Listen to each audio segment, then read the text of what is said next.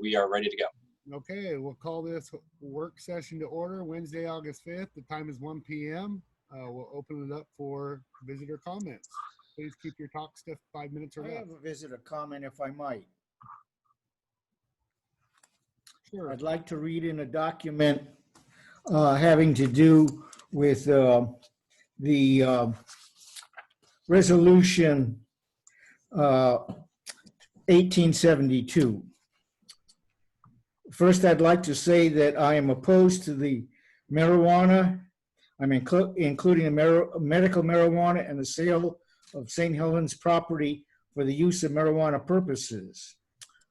What I am opposed to is the sale of St. Helens property by our council members, past and present, as if the property were their own property without regard for the following statutory requirements for advertising and open bidding. This brings me to the St. Helens Resolution number 1872, adopted December 18th, 2019 by the St. Helens City Council. The entire resolution should be rendered null and void. It is so difficult to follow, purposely, I believe, because most of what it purports to say cannot be substantiated so as to render it, if not false, poor fiction. It is, I believe, a wonderful document of obstruction and high order. First and foremost, it is personally irritating to me as it purports to be passed by the council unanimously. Had I not asked the assistant city recorder to copy the resolution a few weeks ago, when I was doing some research for this letter, sometime at the end of June 2020, I would not have known that the resolution was purportedly passed unanimously. I voted against the resolution, yet I am listed as having voted for its passage, and the resolution is signed by Rick Scholl, Mayor, Kathy Payne, City Recorder. Now, there is no doubt that there's no doubt that each of these individuals knows or knew well that I did not vote for the passage of the resolution, yet the signed resolution as if I had voted aye or yes. I have no way of knowing if other council members received copies of the signed resolution when it was signed, but if they did, then they also allowed a falsehood to be perpetuated on the record. The third whereas in resolution 1872 states that on June 21st, 2017, the city ratified a ground lease agreement option for purchase entered into as of June 6, 2017, an ACSP LLC for 9.5 acres of the Boise Cascade property for an industrial agricultural facility in order to bring jobs back to the city and revitalize the Boise Cascade property. No place does the resolution number 1872 state that 9.5 acres was advertised for bid as required by law, nor set forth the terms of the ground lease agreement purportedly ratified June 21st, 2017 by the City Council. But the ratification for 8.1 acres, not 9.1 acres, for the purpose of growing marijuana with no advertisement nor public input. John Walsh signed an undated sales lease agreement which had no legal description. According to the Oregon Liquor Control Commission, the licensed premises of a producer application of marijuana may not be on public property, which of course this land certainly is. Oregon law ORS 221.225 requires public notice in local newspapers, including public hearings within 5 days of the notice prior to the sale of the property, at which time the use of the property, the appraisal, the reason the city feels it is required to sell the property. At that time, there is no description of this property which would allow other interested parties to bid on the property. nor was there any notice in any newspapers. This purported lease sale was and is totally illegal. The ninth whereas in the resolution It is, I need to stop 1872 you. states that ACS, Counselor Topaz, am I muted or something? Mayor, I did mute Counselor Counselor Topaz. Counselor Topaz, I calling you, order, please. Can you stop for a minute? Are you listening? You are muted right now. So the simple fact is that resolution you brought to our attention last meeting, it was fixed, it was amended where you were a nay. The sale of the property was not illegal. It was a long drawn out battle. You realize there was a lawsuit on that property because we did not have an appraisal. Come to find out through our attorneys, we did not have to have an appraisal, but we did anyhow, of 1.5 million for the sale of that property. Also, it is in our urban renewal, which allows us to sell that property as we see fit through the urban renewal agency as a city council. So there was a lot of stuff that was very erroneous in nature. This is the first I've heard of this from you. We are a team of counselors that my door and my phone is always on. And this is the very first I've heard of this. I could have answered a lot of your questions, and so could have, I'm sure, our city administrator to your answers. You decided to make it in a public comment area, which never a counselor has done before in the history of me being mayor. Ever has a counselor decided they wanted to open with visitor comments. So that's why I called order. And we are going to move on with this meeting into other visitor comments. That's just the way this meeting is going to be ran. I am not shutting you up. You can actually, if you would like the facts, go to our city administrator. You can call our attorney anytime that you see fit. It was Jordan Ramis who was our attorney, and it was actually Ed, I forget Ed's last name, who was representing us through all that whole process. So that being said, we are completely legal. It was very erroneous.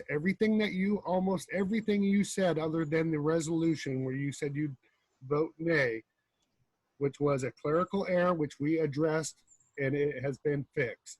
That resolution was re-signed with you with a nay. So you brought that to our attention last meeting or the meeting before. It was actually the meeting before. It was addressed immediately following that meeting. So I am going to go to other visitor comments. Mr. Frank Evans, are you on the phone? Yes, I am. You have your 5 minutes to speak to the council. Go right ahead. I'm Franklin. Since I've only got about 5 minutes, I don't know if you can really look closely and listen carefully now and pay attention in a very special way. So put on your thinking caps. Okay. Because the reason I'm calling is so that you can become fully aware. unmuted? Am I unmuted? Yes, Mr. Evans, go ahead. The reason I'm calling is so that you can become fully aware of certain concerns many of us have about the Fat Beam LLC ordinance number 3254. And we want you to reject the Fat Beam ordinance, or at least delay the final reading of it until you've had a chance to look more closely into the issues, which I will now raise. Fat Beam is a 5G company. What that means is they provide equipment, materials, services, and infrastructure specifically designed to activate 5G. 5G is a super strong type of radiation from a class of wireless radiation long known to be extremely hazardous and damaging to human health, and particularly the health of pregnant women, babies, infants, toddlers, and adolescents, and to birds and trees. This class of microwave radiation has been the subject of independent scientific research, testing, and study for more than 50 years, and has been conclusively proven to cause cancer and the regrowth of cancers previously in remission. It causes heart palpitations, high blood pressure, childhood leukemias, brain tumors and other head and neck tumors, extreme unexplained dizziness and vertigo, extreme unexplained tiredness, exhaustion, and fatigue, unexplained memory problems and forgetfulness, learning disorders, and unexplained sudden onset nausea. It also causes reproductive harm, testicle pain, and ovarian pain, and various neurological disorders that are manifested through motor skills, dexterity problems, problems with balance, unusual headaches, altered reflexes, and brain fog. It also causes DNA damage, persistent insomnia, tinnitus, which is ringing in the ears, eyeball pain, pressure, blurring, and accelerated deterioration of vision, and unusual bouts of depression, anxiety, and irritability. Now, if you, your children, your grandchild, or anyone in your family have experienced the sudden mysterious onset or the mysterious intensification of any of these symptoms while living in St. Helens during the last 2 or 3 years, just realize that you are not alone. You're not going crazy, and you're not losing your mind. Because this is exactly what happens each time a town such as ours allows telecommunication companies to activate stronger and stronger wireless systems in it. Each time the people of that town experience an unprecedented wave of medical emergencies, ambulance trips, and doctor visits.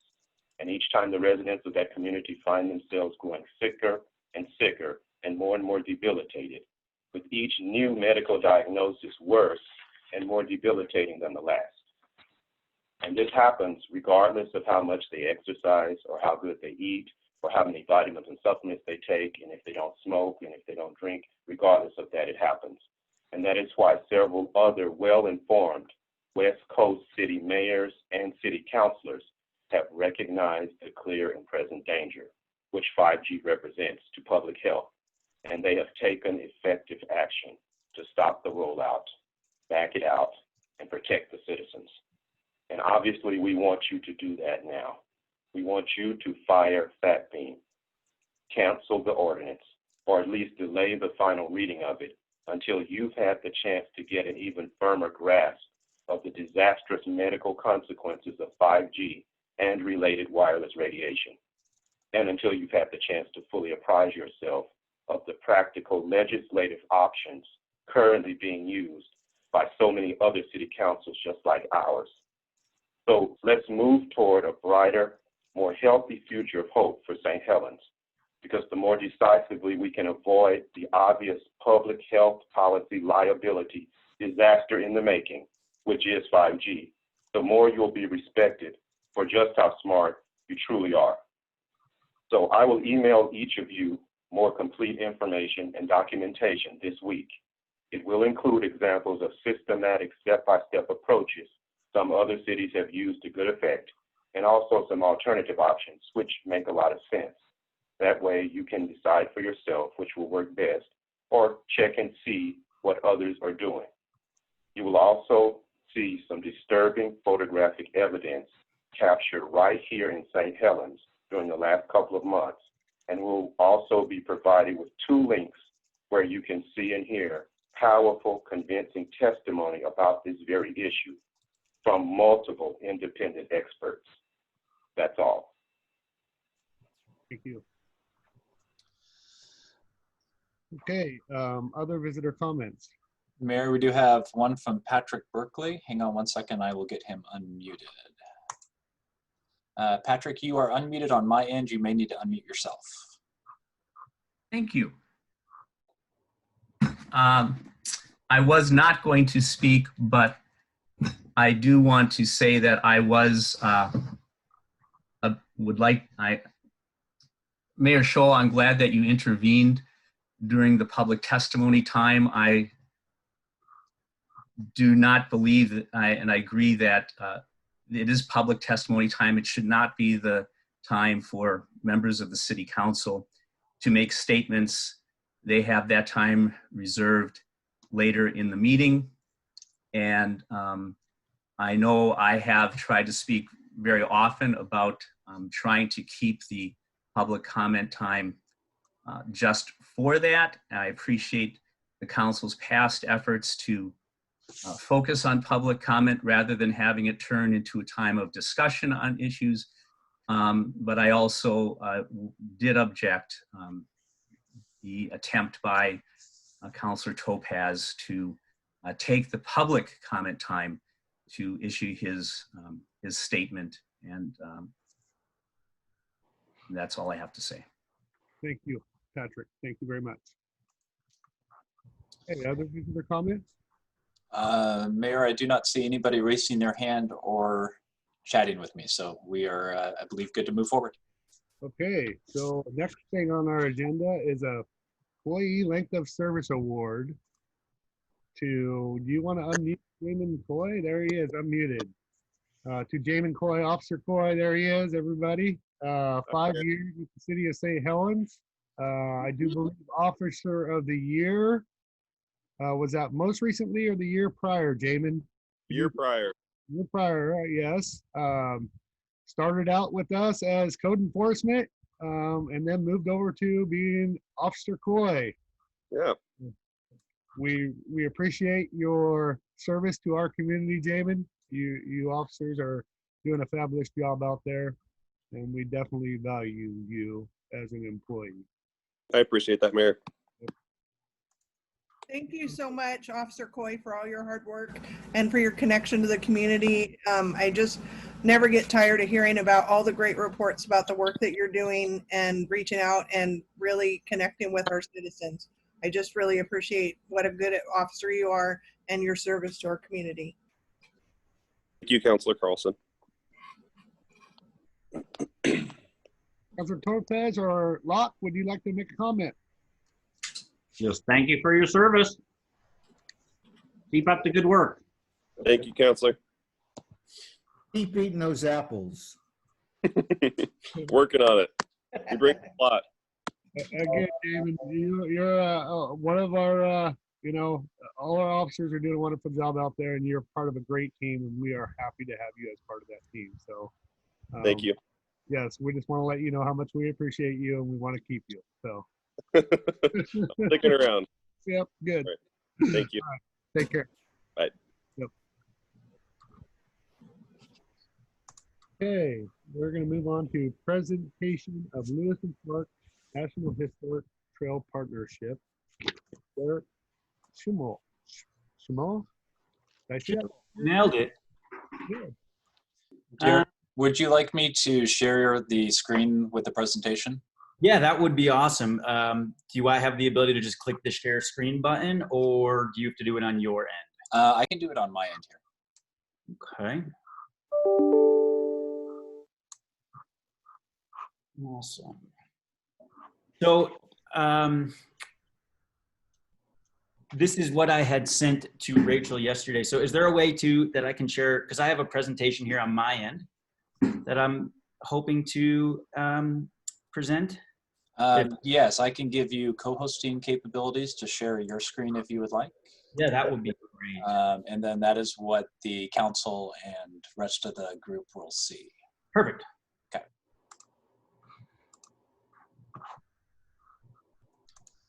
So you should have those capabilities to share your screen now.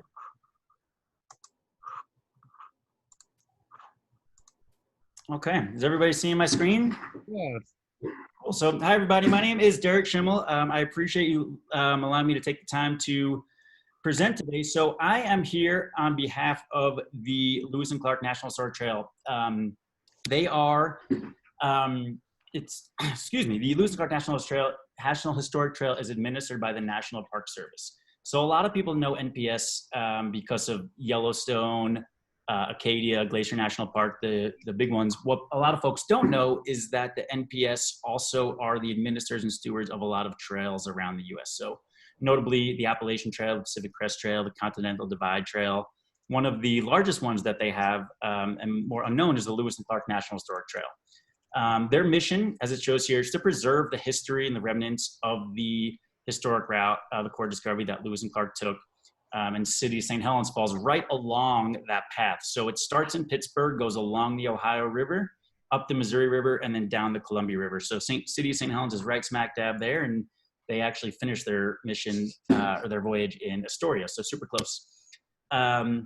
That's right there. You can see a picture of the trail. So, you know, being on the westernmost portion there, the city of St. Helens is a integral part. And again, there it goes from Pittsburgh to the Pacific, 4,900 miles, 16 states, 15 Indian reservations, over 6,000 miles of auto route, and over 1,400 miles of water trail. It was extended last year. So initially, for the longest time, it was from St. Louis to Astoria. And just last year, they extended out. So we now have Kentucky, Indiana, and Ohio, and West Virginia involved as well. So geotourism, that's kind of the background of the Lewis and Clark National Historic Trail as it relates to NPS. What is geotourism? Geotourism, it's a product, or it's really a methodology, we like to call it, that sustains or enhances geographic character of a place, its environment, aesthetics, heritage, and well-being of its residents. Really what it does is allow you to be the storytellers of your destination as it relates to tourism. You know, we want to go in and we want to celebrate the Main Street businesses, the outfitters, the restaurants, beds and breakfast, more so than the McDonald's and the Marriotts of the world. And that helps from a sustainability perspective. It helps to increase the economic stability of the region, the environmental stability, and then for me, perhaps most importantly, is the cultural preservation. So really being able to utilize what you have, what makes the city of St. Helens unique, and utilize that for your tourism product. It's very much done on a partnership basis, which is why I'm chatting with you all today. So I work for Solimar International. We're a tourism consulting firm. We were contracted by NPS. We have a great relationship with the Lewis and Clark Trust, Lewis and Clark Trail Heritage Foundation, IANTA, which is the American Indian Alaska Native Tourism Association. They're really the biggest nonprofit for Native tribes, really all throughout the US. So it's a really, really wonderful organization. And then we have many different community partners along the trail as well, one of which is the city of St. Helens. So I think we're up to 51 community partners right now, stretching all the way from Wheeling, West Virginia to Astoria.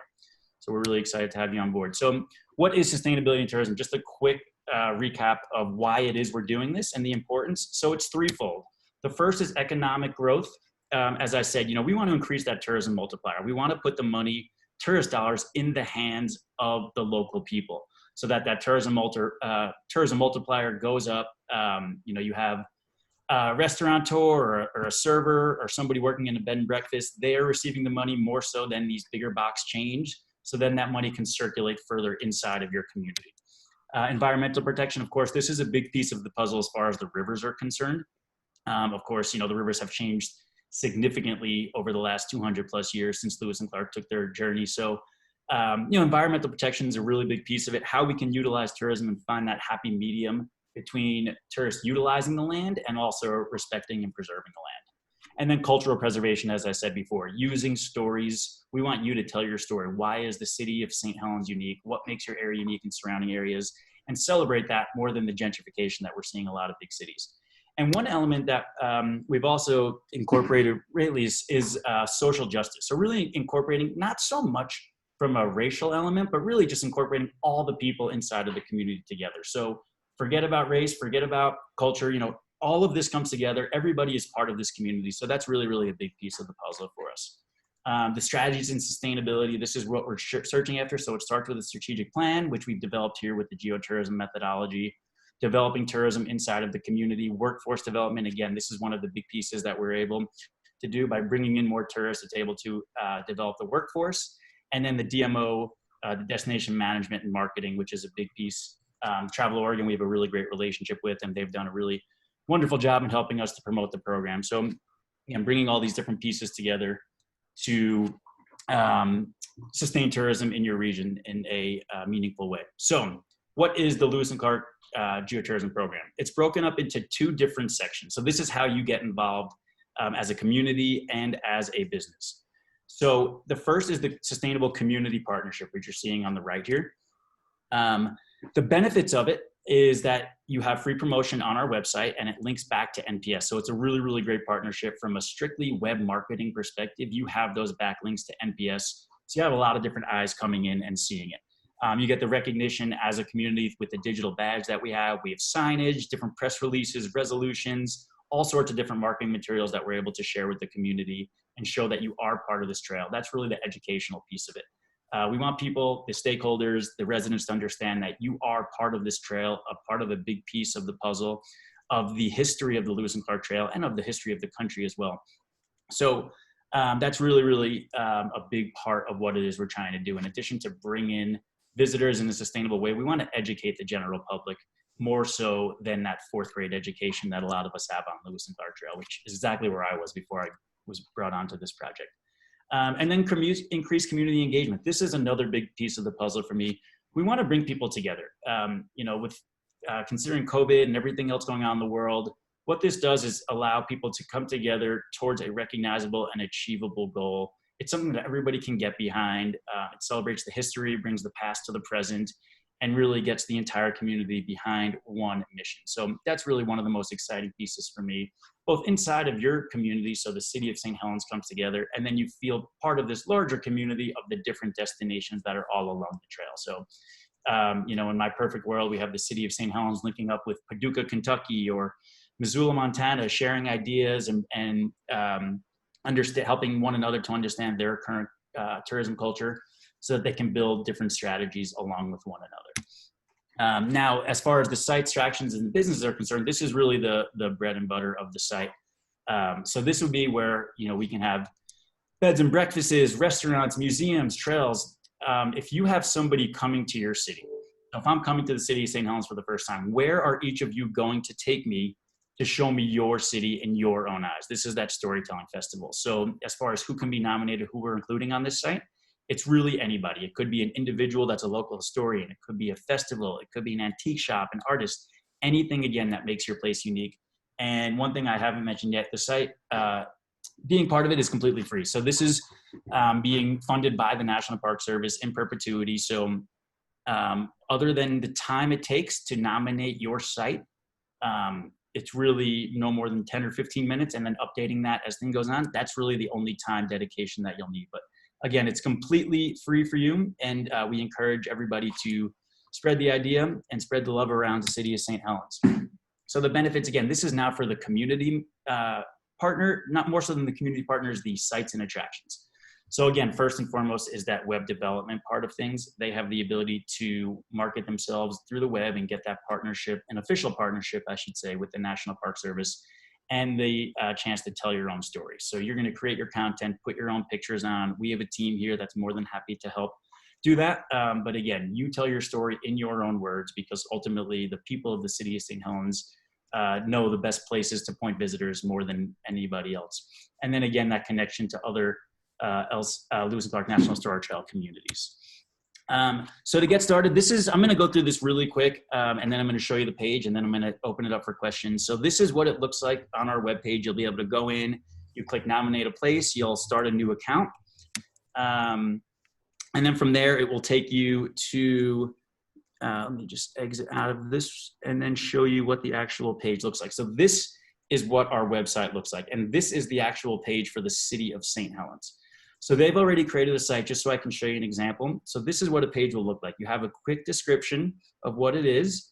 You have the person on the right here that can be contacted for more information. You have your specific location on the map that you can zoom in and out. And with the community, we have the visitor hours if needed. So the season's open year round, accessibility, pet-friendly notes.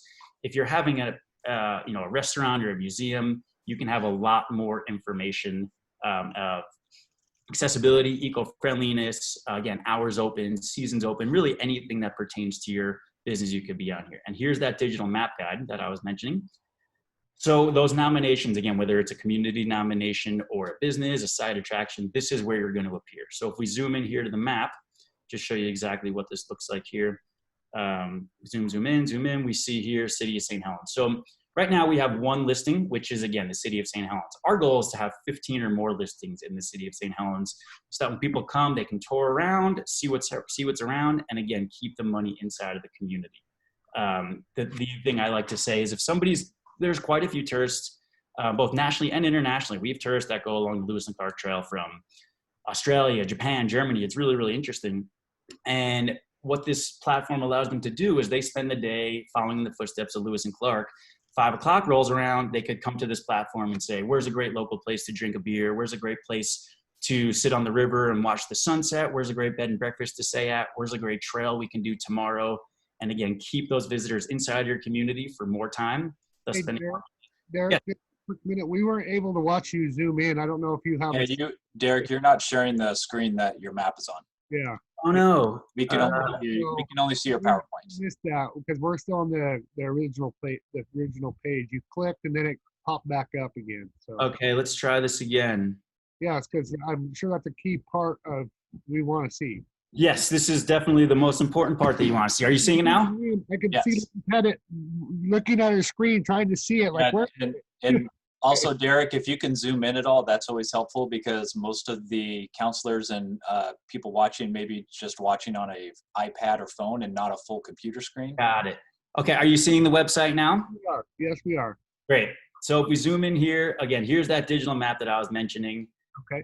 If we zoom in, again, this is all the sites. When you nominate your community or your site or attraction, this is the map guide that it will appear on. Uh-huh. So we zoom in, zoom in, we can see here, City of St. Helens. Yeah. So if we click on that, we can see the page here. And again, you can see right now there's only one listing in the City of St. Helens. We have another one here across the river, which is the Ridgefield National Wildlife Refuge. Uh-huh. So that's a great example too, as far as geotourism is concerned. We love the relationship to Lewis and Clark. If there's anything, whether it's a museum, a mile marker that is relatable, we want them in there. But more than that, it's really just, that keyword of geotourism, aside from tourism, is geo.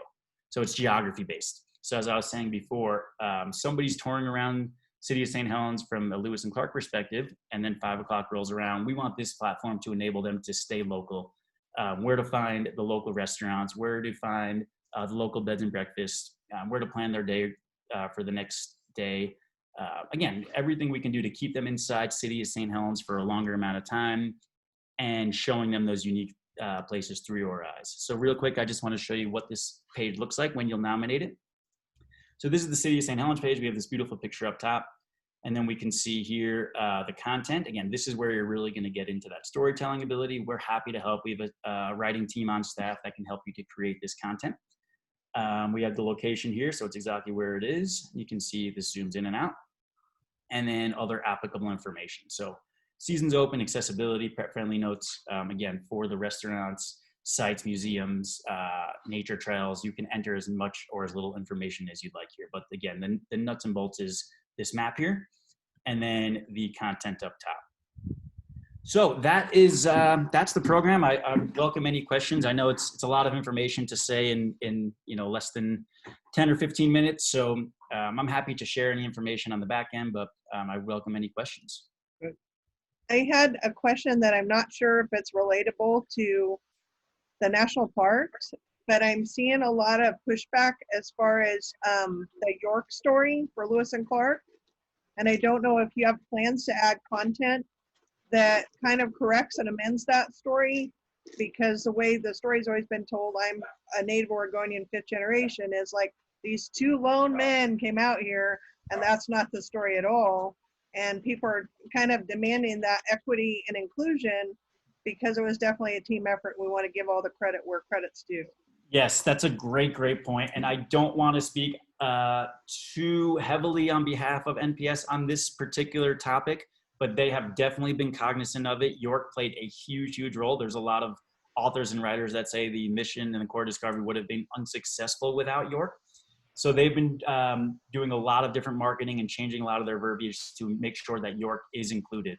One of the nominations on our site is a York statue in Louisville, which we have been promoting heavily to all of our different partners. I think right now we have over 550 different nominations on the site. So in our emails and newsletters over the course of the last 2 months, we've been sending out verbiage about that particular site and doing our best to celebrate that history that isn't often known. And then I had a follow-up question. Do you have connections to the Oregon Historical Society, because they have already done a lot of that research and have a very comprehensive interpretive center there that tells that story? No, I'm yet to have a dialogue with them. I would love that connection. There's a lot of work out here, because St. Helens is, because we've played an integral role, has signed up every time there's been anything involving pioneers, and obviously the formation of Oregon, we've been, kind of involved in that. So there is a lot of kind of old bones out here that just need to get linked up. Sure. And that's what it's all about, those partnerships, bringing people together. And, you know, the other thing that NPS often says, they always use the word, as I said, for perpetuity. A lot of these geotourism programs, people sign up and they're really excited about it, and then they fall by the wayside. With NPS involved, you know, they use the word perpetuity, perpetuity, perpetuity. They're not going anywhere. This will be around. We're already in the process of building out a content strategy to build this even a step further. So we're going to make kind of this educational forum for our different nominees and stakeholders so that they can go on, and it's every month it's going to be a different topic, but ultimately it's going to be bridging the gap between the history of the Lewis and Clark Trail and current tourism trends. So those are going to be the understory. It's going to be everything from what was the history of the core discovery to what is contactless hospitality nowadays, what is eating local mean, how is that important to the community, citizen science, how climate change is related to the different rivers along the trail, loads of different topics. And we'll be offering them as live seminars, but they're also going to live on demand. So anybody that's involved in the program can log in and watch them at their leisure, and then use that information to share with their guests. And then one more. Do you guys have a natural partnership with Travel Oregon? We do have a partnership with Travel Oregon. Yeah, they've done a good job in helping us to promote the program. Our organization Solimar has worked really closely with them. You know, as the leaders of that, with that rural tourism studio, we've taken a lot of lessons from them. And as you all know, I mean, Travel Oregon is kind of the poster child for DMOs all across the world even. So we take a lot of our cues from them, and we've certainly helped them in some consulting roles as well over the years. Okay, because when you think of national parks, you don't think of St. Helens. And so sometimes we need a couple more arrows pointing at us. Yeah, that signage is always a big question that people ask about. And that would be something that we're looking at down the road right now. You know, of course, the funding is the issue, but that's really why we're trying to work with our partners as much as possible. There's a lot of auto route signage, but not as much geotourism signage right now because, again, this is a fairly new program. Digital, I mean, I'm meaning digitally, and I just think that this is really topical given socially distant travel and given that the traditional flights and cruises are going to be off the table for a lot of people for a long time. So I think this self-directed travel with the internet as our guide is definitely the way to be going. So I appreciate all your information. That's all I had. Okay, any other questions for Derek? I just had a comment about, I see Willa Nichols-Watch is on the line here with CCET, and that she was the one that kind of brought up this to us to make that connection to St. Helens, and just appreciate her efforts with that. So. And mimic that. Thank you for your help, Willa. Yes, I think it's a great thing. I think that I could see maybe even the Historical Society linking up to this, maybe to help tell the story. I think us, a lot of the historians over there have a great knowledge of our area and the relationship with the Native Americans and Lewis and Clark coming through, and just the whole story beyond the Lewis and Clark, prior to even the history and what they probably came upon when they came down the river would be a great story to hear. If you could hop on the shuttle over to the island and you can hear the story as a tourist over there on the island from the historian who told it well. Wow. Included. I mean, that would be great. Exactly what we're trying to do. You nailed it on the head, Mayor. Yes, and I think Willa probably has that vision as well through CSET, and that's great. I think that's awesome. Terrific. Yeah, I thank you so much all for your time. And again, please reach out. Any questions, comments, concerns, I'm happy to help the city of St. Helens and your stakeholders and beyond as any way we can. Just help us spread the word. Okay, Council, this is on tonight for Resolution 1897, just so you know. Awesome. Okay, thank you, Derek. Thank you. Yep, and thank you, Willa. All right, so we're going to go to our next, we're going to get a Senior Center semi-annual report from Kathy Incinetti, the manager. Hi, Kathy. Hello.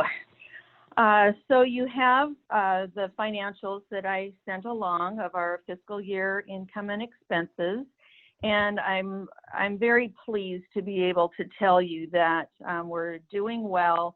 we should be able to get through the end of the year with the funding that we've received. We've obtained almost $165,000 through 9 different sources.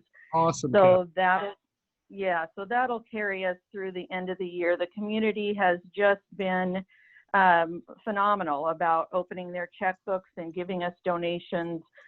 They've had several Facebook fundraisers for us. We got a PPP forgivable loan. We've held a couple drive-through fundraisers. So we're doing well, and it's a big relief to know that we can take care of our seniors throughout the end of the year. We're continuing to provide those home delivered meals to St. Helens and Scappoose. We're cooking and delivering Monday, Wednesday, and Friday just to save on some costs. But then we're delivering a hot meal plus a frozen meal for the next day and for the weekend. So everyone is still getting their meals, and it's actually working out really well. We've had plenty of people volunteering as drivers, and so everything's being delivered as it should be. Of course, we haven't had any dining in the center since the shutdown, and we won't be able to reopen that until phase 3. So unfortunately, until next year sometime, we won't be having any dining in the center.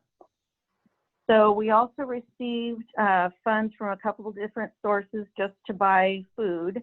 And we weren't sure with the shutdown of meat processing plants how available beef was going to be. So we went in with the Rainier Senior Center and bought a cow. So we're going to be swimming in hamburger this next month when we receive that. So that was a good deal. We've went ahead and had a ductless air conditioner installed in the kitchen. That had been approved previously, and we held off just hoping that some of the other fixes and maintenance that were done on the HVAC system, maybe we wouldn't need that expense. But when it was 81 degrees in the kitchen last year, we finally just said, let's go for it. And the kitchen staff wanted me to convey their thanks for the approval on that, because they've been pretty miserable until that was installed. I also gave you a spreadsheet on our total meals served.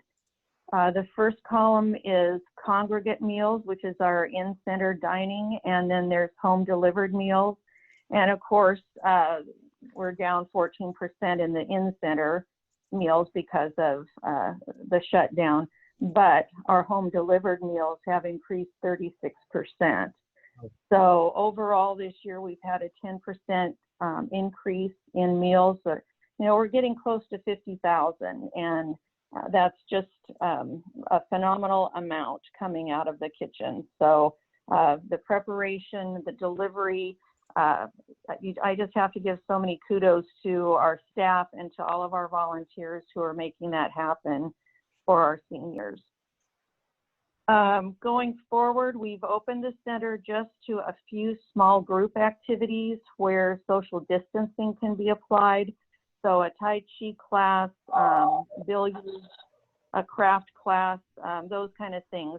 And we're requiring masks. We're doing all the sanitation. Folks are spreading out. So that we're trying to do at least a little bit of activities for people to come in. We've also opened the thrift store 2 days a week. Sales have been good. Donations have been steady, but not overwhelming. And we'll probably just keep it at 2 days a week for several more months, just for lack of volunteers. Basically, most of our volunteers are over 60, and understandably, some of them are just staying away. So we'll just keep going with the 2 days a week, and hopefully in a few months we'll be able to open up fully again. So that's everything I have. Do you have any questions? Thank you so much, Kathy. It was just been lucky to have your leadership in this whole time. Oh, thank you so much. Sounds like the community really stepped up for you guys, Kathy.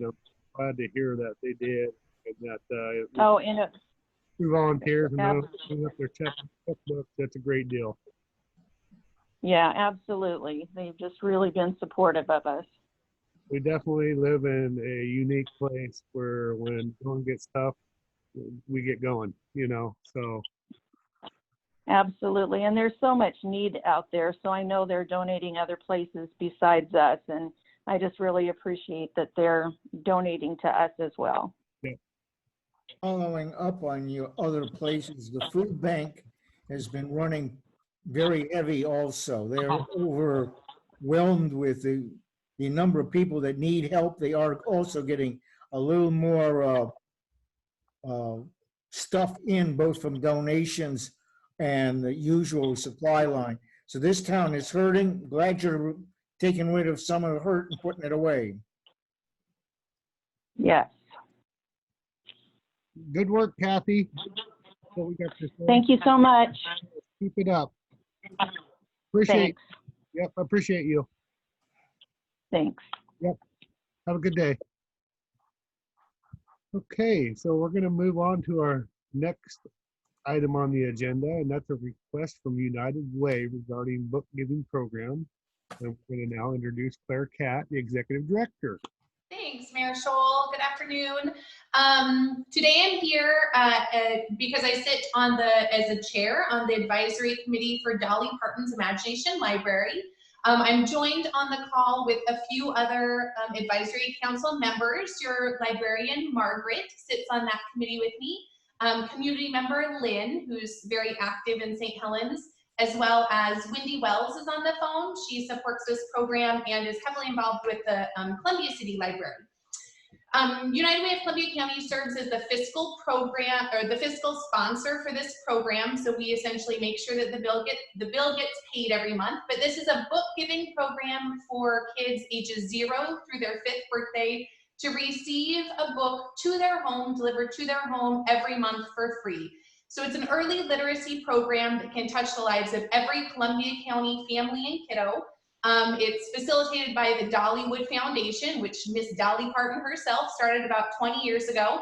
On the national level, they've been tracking kids in this program, and has shown to have increased kindergarten readiness assessment scores, and even into increased high school graduation rates and post-secondary success. So the concept is really building families and children's library from the moment that kiddo is born up until their 5th birthday. So a kid could receive 60 books in all throughout the program. They're delivered directly to their house, and I have a few from just this month or previous month, July. Little kiddos get board books, so the hard covered books. This title is I Love My Daddy Because. Sometimes they get classics, so this is Play With Me, but The Little Engine That Could and some other childhood classics are included in the collection. And then one book that actually my 4-year-old received last month was The First Strawberries, a Cherokee story. So frequently there are different cultural or even books that are in different languages or bilingual for a variety of families. So what we're here today is to ask the council to donate a small portion of your discretionary funds to this program. Our current enrollment, we have right under 1,300 kiddos enrolled in the entire county. So that's all of the zip codes in Columbia County. According to our census numbers, there would be about 2,500 kiddos that would qualify for the program. So we're over half, which is really great. We've been doing recruitment for the program through local libraries, Head Starts, preschools, doctor's offices and clinics. So babies now that are born at OHSU automatically are enrolled before they leave the hospital, which is really wonderful. WIC and Healthy Families helps us. And of course, word of mouth and Facebook goes long ways too. I just looked up specifically in the 97051 zip code, there are 530 youth enrolled, that's current as of today. The program costs us about $2.50 per book per kid per month. And that includes the actual book and the bulk mailing shipping for the kiddo. It's all volunteer ran, and United Way lets me use my time in kind, so we have no staff overhead for this program. That's the only real cost. That is the only cost. What else? Oh, we've had 360 kids graduate the program. So that means they have enrolled, they've received books, and they've had their 5th birthday. So they've seen that entire program through, and hopefully they're enjoying their books after their 5th birthday. We have quite a few local sponsors. So where we get the money is through foundations and then other local service agencies. So currently the James and Shirley Rippey Family Foundation is covering half of the cost for all of Columbia County kids, which is huge, huge. But then the other funding that we receive includes funding from Columbia Pacific CCO, the Columbia County Board of Commissioners, Friends of the St. Helens Public Library, Friends of the Scappoose Public Library, Samuel S. Johnson Foundation, and then many of our service clubs, including Rotary and many of different Kiwanis groups. So I would love to answer any questions and end today by asking the council to join in the 2021 year as a Literature Lovers sponsor. So a sponsorship ranging from $500 to $1,000 as the council sees appropriate. All right, what a neat program that is. Anybody got any comments or questions for Claire?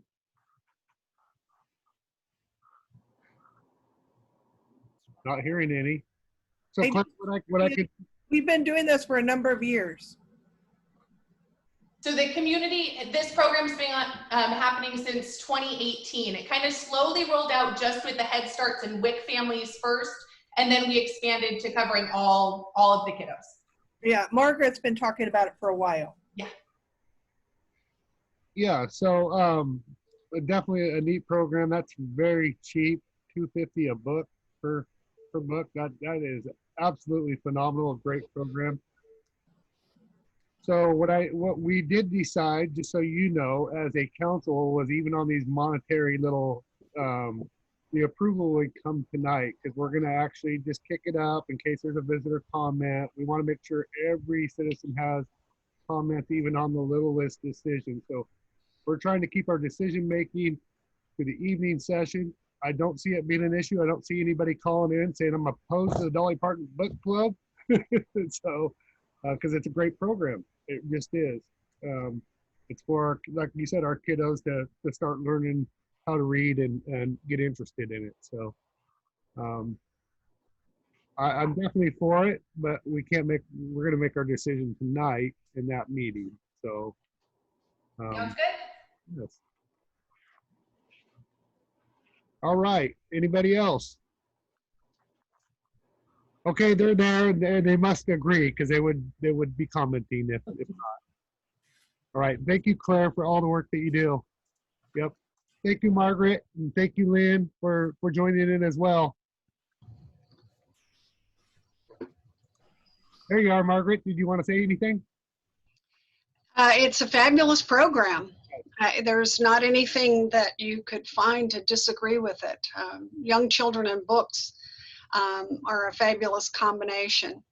One of the library directors at another library that hosted this program said that he checked in with a family that had recently enrolled, and he asked the mother how it was going, and she said, "Oh, it's okay." And he said, "Why just okay?" And she said, "Well, my child wants me to read to him all the time now." So from a librarian's perspective, that's a good problem to have. Well, people are super lucky, because when my kids were little, I had to buy them all myself. So people are super lucky, but it's definitely is the difference for a lot of kids, especially kids that have any special education needs. The sooner and the more they read, the leg up they have in school. Absolutely. Yes, Dr. Seuss profited off us from our kids very well. Yeah, there was no free books for our kids, Mr. Scholl. The added benefit of it going directly to the house, especially in this time, is an amazing gift that you don't go out, it comes to you. It's, it doesn't seem like much on an ordinary day, but we're not in an ordinary day right now. Well, and in that same vein, Steve, the books are actually addressed to the child. So they get mail, and that, if you're a young child, is a pretty cool thing. So that adds to the the luster of getting a book in the mail. Or do they get a graduate certificate when they turn 5? I don't know. I do know. I'm Gretchen. I'm the youth librarian. My niece graduated from the program a couple years ago, and you get a letter from Dolly Parton, and it's all about how she believes in you and how you're going to do great things in life. And I was like tearing up a little bit reading it. It's very sweet. It's very moving. And along with that, there's a graduation book that has been written by Dolly Parton. Oh, that's awesome. Way cool. I heard Dolly made an appearance in Classic and I recently. Really? We have a stand-up Dolly Parton for mom purposes, a life-size cardboard. All right, because I would think that would be the paper, so that's why. Yeah. All right, thank you all very much. Okay, have a good day. Okay, next item on our agenda is to review distribution of coronavirus relief funds. Rachel, We're still on the library report, Mayor. Oh, I'm sorry. Sorry, Margaret. That's all right. Yeah, let's go. We're ready. Let's go to the library report. I just wanted to say good afternoon to everyone. It's nice to see you, having been off in the library and not much contact with everyone. I did want to bring one thing to your attention before we get started with our report, that in your packet are 2 strategic action plan updates. We're going to talk today specifically about one of those, but if you have any questions about those, I'll be happy to answer them. And in addition to that, in your packet is a material and services contract that'll be on the agenda for tonight. That is a contract with Antonia Doggett, who is a local artist, and this is to decorate the St. Helens Public Library's book drops. And so if you have any questions about that, I'll be happy to answer those as well. Gretchen, are you controlling the slides, or is Kathy? I am. I've got you. All right.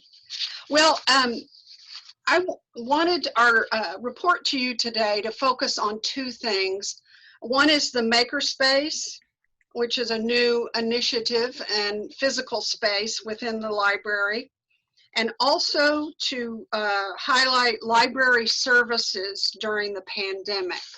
So as Gretchen already mentioned, she's here with us today, and I'm going to let her start by telling us all about the Makerspace.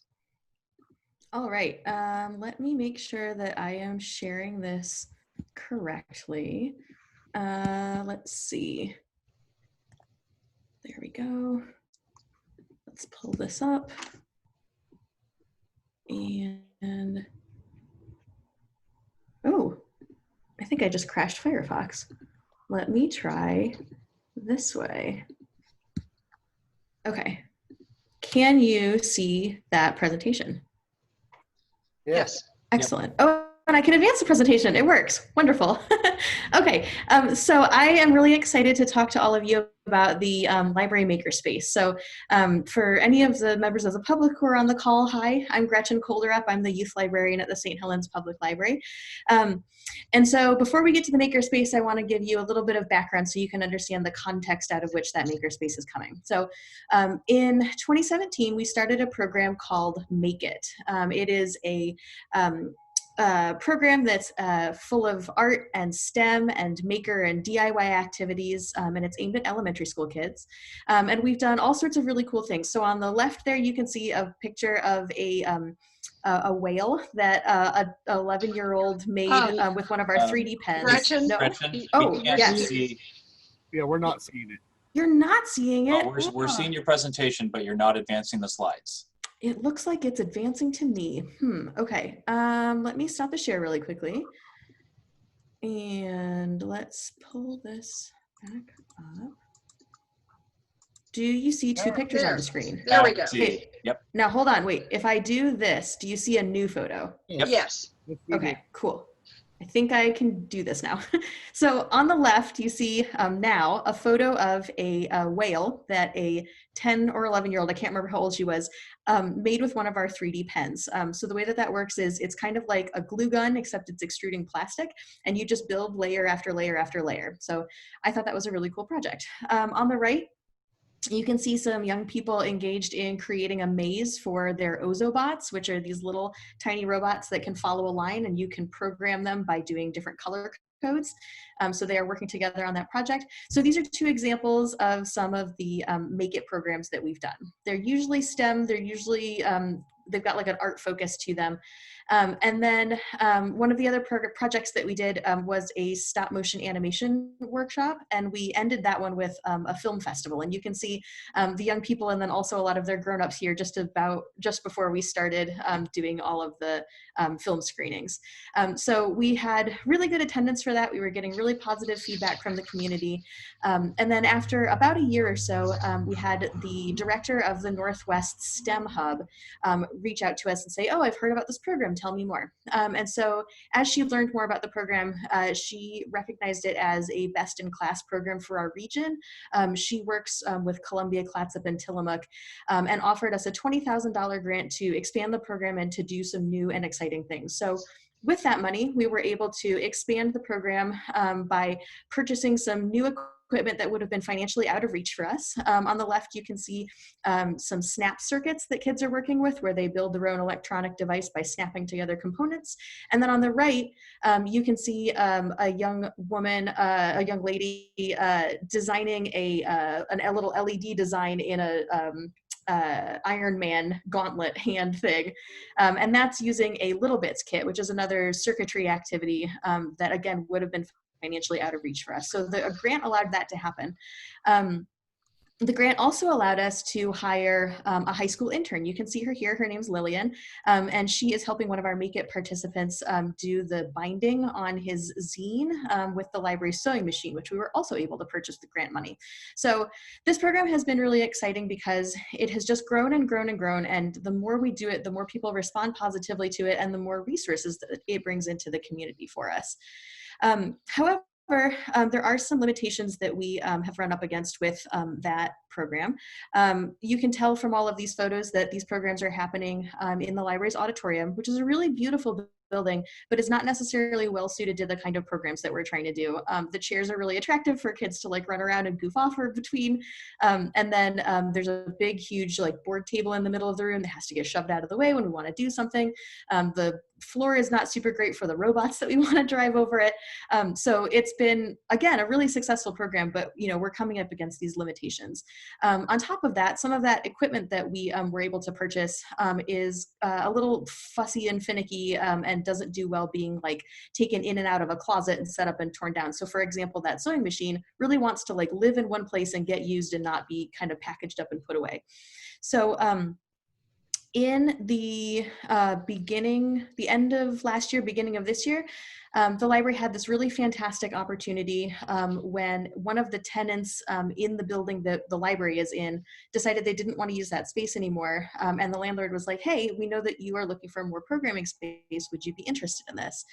And then City Council very generously agreed to pay the rent for that space and have that be a space that the library could use. And we came across another sort of opportunity in disguise with the pandemic, where with the building totally closed to the public, we were able to do a lot of the renovations that space and the rest of the building needed without any further disruption to service to the public. So that brings us to our makerspace, that room. What is the makerspace going to accomplish? You can read these slides yourself. I'm not going to read them to you, but the idea is that we will have a permanent home for that very successful Make It program immediately as soon as we're done with those renovations. And then in the future, as the resources of that space are enhanced and as we're able to put be able to like acquire more equipment and bring on additional staffing, we'll be able to serve not just elementary school kids, but older kids as well and adults as well in a space that is all about skill development and creative pursuits. So For example, that sewing machine you can see on that shelf there, that sewing machine will have a home. Other things will also get a home. So you can see that we have some comb binders that we also use for the zine program. Those will be out and accessible to the public. And underneath that is one of the carts where we keep our stop motion animation, Ozobot, and 3D pens equipment that will also have a permanent home and be more accessible to the public. We'll also be able to take some equipment that the library has that has only ever been for staff use and make that available to the public as well. This is our laminator. You don't know our laminator, but you know some of the amazing things that it produces. For example, the story stroll that's up in McCormick Park was made using this laminator. And I think it would be really great if other members of the public could use that as well for the projects that they are working on. And then we have some sort of weird specialty equipment that we can also make available to the public. This is what's called an Ellison machine, and it's basically a big giant die cut tool. We have this smaller one, and then we have a really big one that's very heavy. But you put a piece of paper down, you put the die on it, you press it, and then you can cut out all the same shape or letter or whatever with that. I use that for story time and for craft prep and that kind of thing. But I know that there are definitely elementary school teachers or homeschoolers who would really like to use that as well. But then I want to tell you about my vision for the future. So right now, because the council has approved the renting of the room and the remodeling of the room, we're going to be able to bring all of the equipment we already have into the space. But as always, I have these like big hopes and dreams for the future. So over the last year or two, I have been able to go out and visit a bunch of different maker spaces around the country, or not around the country, around the state. I went to the Rockwood Libraries Makerspace that Multnomah County Library System has. I went to the Hillsborough Library Makerspaces. I went to the Hood River Libraries Makerspace, and then also to the University of Portland's Pilot Space, their makerspace, and got to like steal all of their good ideas and kind of light my imagination on fire. So in the pictures that you see here on the left, these are both from the University of Portland. On the left, they have a station that has a bunch of different hand tools that you can use for whatever project that you're working on. On the right, you can see two stations that they have. One is a CNC router, and then the other one is a laser cutter. They do a lot of really cool work where they bring together their engineering students and, for example, their nursing students, where the nursing students will come in and describe a particular prosthetic that a patient might want, and then the engineering students all work on doing that with the nursing student as the client. So it's really cool to see that kind of opportunity to bring together different kinds of people and have them work on projects together. Then this photo is from the makerspace at the Rockwood Library with the Multnomah County Library System. And they've got a ton of stuff. This is all aimed at teenagers. You can see on the table that they're getting set up for a Lego robotics program for teens that they were going to do in the afternoon on the day that I visited. But then you can also see the hood in the background on the left where they have some 3D printers. They also have a laser cutter there. And one of the projects they were working on was 3D printing structures that bees could live in for people to be able to keep bees and to do that with these 3D printed models. So I really love that these library makerspaces, or that these makerspaces are such a cool opportunity for different kinds of people to come together and to work on something, for kids and adults to learn how to use different kinds of specialty technologies, and for all of that to happen in a really collaborative way. So I am hoping and dreaming that we can eventually get there with the makerspace at our library. I've included a tentative, let me get back in here, floor plan with the space that we have. So we're not totally finalized on this, but part of what I was thinking is that those blue squares along the side would be individual workstations that would have different pieces of equipment at them. So again, dreaming, we could have our own laser cutter. The middle school uses those for their STEAM curriculum, and I think it would be really great if kids could work on that kind of stuff away from school, or if elementary school kids could start to learn to use it, or if after kids finish middle school, they can continue to use a laser cutter. Grown-ups could use the laser cutter. We could have, the sewing machine set up at one of those, and then also, I'd love to get to have some flip top tables so that we can have people in the Make It program sitting at those tables and working there. But then if we wanted to use that space for something bigger, we can flip those tables up and shove them away and have a big open space to do other things. The carts can live in there. So the laminator can live there. You can see it in the bottom right. So I just have all these hopes and dreams for the future. And I'm so excited that we finally have a space, because that has been sort of the big stumbling block for a lot of what we've been working on lately. Margaret can now tell you down in the nitty gritty some of the remaining steps that we have to get that space ready. Well, as you can see, there are a few things that have yet to be done, and they are just dependent on the availability of the Public Works Department and their priorities as they take advantage of other things that require good weather outside. But in the meantime, we have moved a lot of our furniture into the space and just to get it out of the hallway. And all these particular jobs are identified and pending with Public Works and will, like I said, be happening as they proceed in their work schedule. But we're very close to being able to have the place all set up and functional. So we're really looking forward to implementing some of those dreams that Gretchen told you about. Yes, I was able to get a preview of that space at Diane Barbie's retirement, and boy, that's going to be nice when it's done. Yeah, it really transformed it to have the vinyl laminate flooring. It just has such a clean feel to the space, and it's going to be really easy to keep clean in an environment where you have people working on projects like this. So we're really excited to have that. I also have to say, just as the youth librarian, I'm really excited about not trying to like pick dried plastic out of carpet or to like, I definitely last summer we did a slime program and there was like a big slime stain on the carpet in the library. And so I'm really excited to have a floor that is much more appropriate for the kinds of programs that we're doing. Now I wanted to tell you a little bit about library services during the pandemic. The Chronicle contacted me and asked a number of questions that wound up resulting in an article about our library. And many of you know that Senator Merkley's office saw that article and asked us to speak about what we're doing during Senator Merkley's most recent town hall. Gretchen graciously agreed to tell him about some of the work that she's doing, which you'll also hear more about later. But I really appreciate the coverage that the Chronicle gave us, and it was just a real thrill to have Senator Merkley's office contact us. They promised to send us a flag that has flown over the U.S. Capitol, and as soon as the town hall was over, the UPS man was at the door knocking to deliver the flag. So that was pretty quick service there. Pretty impressive. Yes. So I'm going to let Gretchen tell you about some of the things she's doing during the pandemic, and I'll follow up at the end.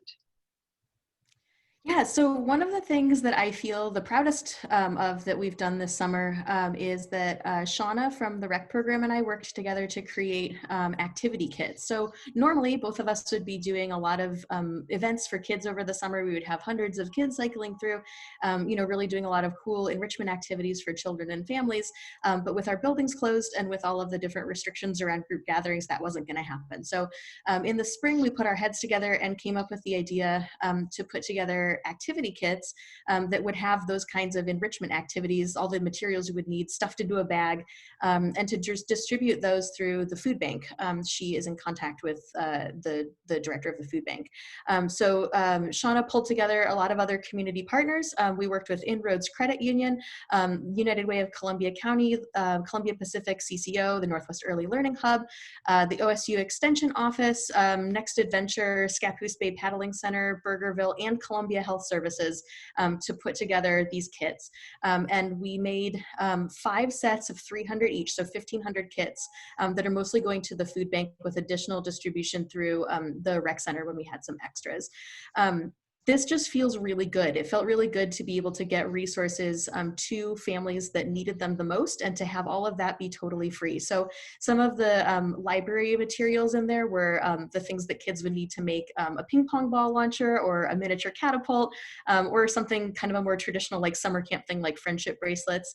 Shauna included things that were more like fitness oriented. So she had like jump ropes and hacky sacks and that kind of stuff. And then, like I said, we had materials from other partner organizations as well. So that was really exciting. That was like a really big focus over the spring, kind of planning those and then getting all of the bags packed. I did not really have a concept of how long it would take to pack 300 bags 5 times until I started working on it. But it was good though. I mean, like that's a good use of city resources and staff time and money to reach those families. We also, I alluded to this earlier, Shauna and I worked together with Parks and Public Works to create our story stroll in McCormick Park. It is a picture book where we've cut up all the pages and laminated them, and then they've been posted on these signposts along a trail. And so as families walk along the trail together, they get to experience that picture book. The current book is called Now by Antoinette Portis, and it's all about a young girl who is walking through and telling us all about her favorite things, and it's very in the moment. So she'll say things like, this is my favorite leaf, this is my favorite breeze, this is my favorite hole because it's the one I am digging. And it culminates with a parent and a child reading together, and this is my favorite now because it's the one I am spending with you. We have gotten such positive feedback about this. We've seen a lot of people on Facebook posting photos and videos of their kids enjoying it. It's got a really nice tie-in with like the nature setting of the park, and it's just been really great. There's another one that we have that's just about ready to go, and it's all about moving like different kinds of animals. So this has been really popular, and it's been a really great way to give families a thing that they can go to and do, but to do that in a safe and socially distant kind of way. We also, oh yes, sorry. How long will that story be there?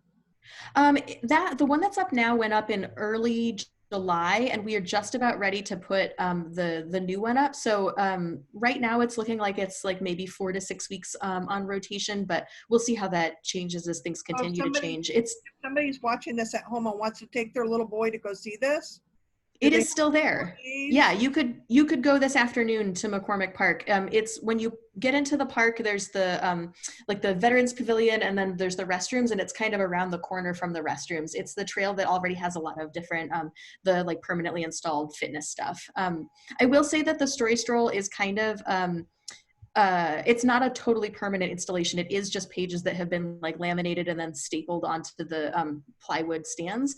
I think that it would be really cool if at some point in the future we could do something that was a little bit more permanent. I've seen some libraries that have done that before. But for right now, this was a really great way to, in a very kind of quick and nimble sort of way, give families a thing to do. So yeah, it might be cool to have seasonal ones that could have a spring story or an Easter story or something. Yeah, Shauna and I talked about that, about what this might look like for Halloween, or what this might look like as a wintertime kind of thing. So yeah, it's really exciting that once we kind of get it started, there can be so much more that can happen. Thank you so much. I'm sorry. Oh yeah, absolutely. Oh, right. So then another thing that we just started actually, yesterday I did the first one of these, is outdoor story time and art projects. So yesterday morning, again at McCormick Park, I presented a story time with masks on and social distancing. And then families were able to do a sidewalk chalk art project afterward. We're going to do these on Tuesdays in August. We're going to do all the normal story time things that you would expect with books and songs and dancing, and then individually packaged art projects at the end. The one next week is going to be at 6 p.m. We wanted to see if we could get some of the families that maybe have parents who work like a 9-to-5 kind of job, give them the opportunity to join us. And the project will be doing nature art collages. There's more information about those dates on the library's the website, the library's portion of the website, the city website, on the calendar, and then on Facebook for both the rec program and the library, all the upcoming dates. So that's like the newest thing that we've been doing. And then also early in the pandemic, we were doing a lot of our programs virtually. So that's me when my hair was longer, doing one of our story times that we posted to Facebook. These were all pre-recorded and then posted to Facebook so that families could access them at the time that worked for them.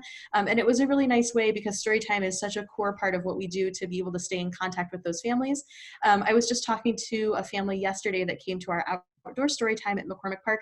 And she was telling me that her family rewatches the story time videos, and that they, the older kids sit with like a younger sibling or a doll in their lap, and they do story time as if they were the grown up. And so it's really, it feels good to have that kind of evergreen content out there. We were doing, you know, new ones every week, but to also sort of have that be a library of experiences for kids. So you can see me and our duck puppet there in my office. Let's get away from that slide now. One of the other virtual programs that we did is we took our summer library challenge online. So normally over the summer we have a contest going on where kids and adults are keeping track of the time that they are spending for kids reading and learning and making things and exploring and learning. And they have like a booklet and they keep track of everything, and we give them prizes as we go.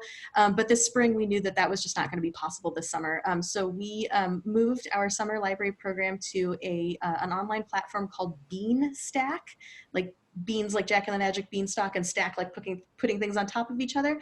And so families could create accounts, and then they could keep track of their enrichment activities online that way. We awarded badges, and everybody who participates is going to get a prize.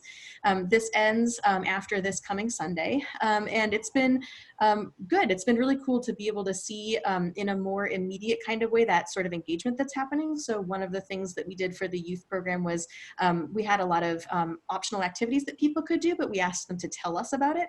And I can go into the online platform and I can see all of the different things. And so when we have a kid, you know, we say, oh, build a fort with, you know, couch cushions and blankets and read something. What did you read? I can see there what they're reading. And so it's been really nice to have that way of kind of keeping in touch with some of our families and seeing what their interests are. And I can use that to build different kinds of programs in the future.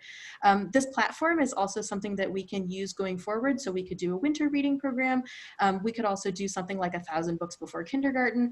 And then also we could do all of the training modules for the makerspace on this as well. And people could kind of get certified in different equipment that way. So I'm excited about what this platform can do. It's been nice to have it for this summer to make sure that summer reading still happened, but it's also, again, just opens up a lot of possibilities in the future.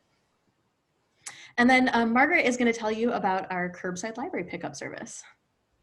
Well, for those of you who don't know, we've been doing curbside service for 2 months now, and we started in early June.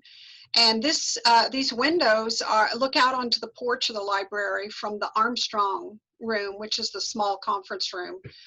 We turned it into a circulation station so that we could offer this service. And as you can see, in this particular picture, we have a podium, an old podium there that helps keep space between the person coming to the window and the person serving them. We also put a table out front on the porch, and more frequently what we do is place the items on the table, and the person, if they prefer, can come up from their car and get the items off the table after we've gone back inside. So there's a whole procedure. It's listed on our website and on a sandwich board that's out front that tells people when you pull up, call, and we'll get your items and come out. So it's been really successful. It's building. It takes time to get the word out and for people to know we're here and we're offering this. But it also involves our staff having to pull all the materials, which is something we normally don't do in a typical setting. Our patrons come in and make their own selections. So supporting a curbside operation is a little different, but we're excited to see people being able to have reading materials. There's a real need for people who don't have access to digital materials to be able to get physical items. And that, of course, includes all the other things that we have besides books. We also quickly implemented a digital-only library card, and this is something that is available to everyone. You do not have to be within the city limits. You do not have to pay a non-resident card fee. This is strictly access to digital content, and the you can sign up for this digital only card online. There is a slight delay between when you complete the application and when the card is available, but less than 24 hours. But once it's active, you can have access to audio books, ebooks, digital magazines, downloadable and streaming music, and all of our databases. So this has been very successful. We've already issued 132 of these cards. And one of our databases, which is called A to Z World Foods, that talks about foods all over the world and the culture, where they came from, and recipes. That particular database has gotten more activity in the last 2 months than it got in the 2 years prior that we've had it. So there's been a real uptick in this kind of access from our community. It's a way to be able to read and stay safe. And we also have really escalated our social media activity. Gretchen obviously alluded to some of the things that she's been doing, like the virtual story times, but other staff members have created how-to videos that are on our website that help people with this digital content, how to sign up for a library card, how to search for materials. And in this case, there's how to create and share a Frigal playlist, which is the downloadable and streaming music that we have. This also gives you an idea of the engagement that we're seeing on our Facebook page. These are phenomenal numbers. I think in some cases, these may be other libraries checking us out and seeing what we're doing.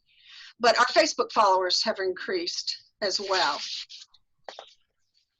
So really the question is kind of what are the next steps for us? We have two small groups that we've hosted for several years now, the Arts and the Writers Guild. And they're very small, intimate groups, but they thrive on being able to have a home where they can meet. And so this Saturday and early next week, they are going to come back into the building for their meeting. The Arts Guild is actually going to meet in the courtyard, and the Writers Guild is very small, and they are going to meet in the auditorium with their chairs spaced apart.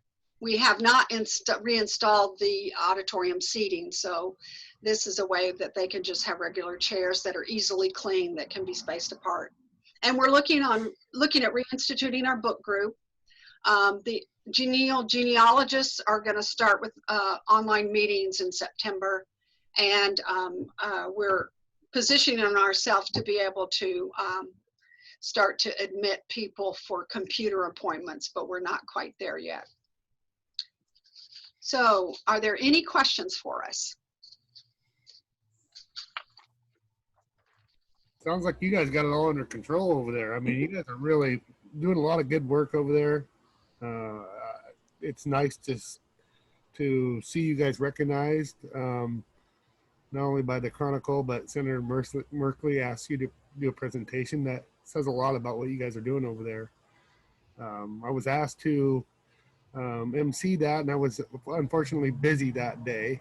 And I wish I would have been there to watch your guys' presentation, because it sounds like you rocked it. You rocked it here today. I was dropping off my hotspot the other day, Margaret. I didn't. Good. And it was nice to be able to walk up to the window, see Gretchen. And I think she wasn't there. I don't know if you were there for me or not, but I noticed there was somebody that had dropped off books in the drop box and was getting ready to pick up some as well. So I got to see it firsthand. It was very cool. Well, Gretchen and Senator Merkley got to trade notes on how to make catapults. So he's a good guy. It was really nice to be recognized, and we really appreciated that. And we owe that to the Chronicle, getting the coverage from them. Yeah. All right, thank you, and we'll see you again in 6 months. All right, thank you very much. All right. Okay, so now next on our agenda is review distribution of coronavirus relief funds. Rachel Berry. Hi, Rachel. Hi, thank you, Mr. Mayor. Appreciate it. So this is an update. As you all recall, cities and local governments have been allocated funds through the Coronavirus Relief Fund, the CARES Act. These are monies, so 1.6 billion came to the state of Oregon, and thanks to the work of LOC and AOC, cities have an allocated share of money that we must spend by December 30th. City of St. Helens was allocated close to $400,000. Oh, Amanda sharing his screen. This came up by formula. These expenses, this is to cover our changes in operations related to COVID-19. Many of these items and the reimbursements we are seeking are internal. It's for teleworking capabilities, for COVID leave, that type of thing. These are all necessary things due to the public health emergency, and they were not accounted for in the recent budget because, as we know, coronavirus. And these are all expenses occurring between March and December 30. They cannot be used to replace any city revenue that's been lost. And that would be like transient lodging tax, that type of thing. And if we do not spend these funds, they need to be returned to the state for their use. So I suggest we use them to do the most good for our local community. There is flexibility. I did send the guidance along, linked as part of this item. We can blend these funds. They're for public services, for city business needs, but can also support small business and social service programs that are really struggling to make it happen for folks in light of the pandemic. I've been calling around. I've reached out to many of the agencies. I've been in contact with Kathy quite a bit at the Senior Center, also the Food Bank, our mental health agency, Community Action, and we always work in partnership with Columbia County Economic Team, CSET, and CoalPAC on local business gaps that folks are experiencing. I want to thank Matt. We have been talking through quite a bit around what the city needs and what we're able to share in our community. Developed some recommendations for city purchases or for distribution of these funds to meet needs.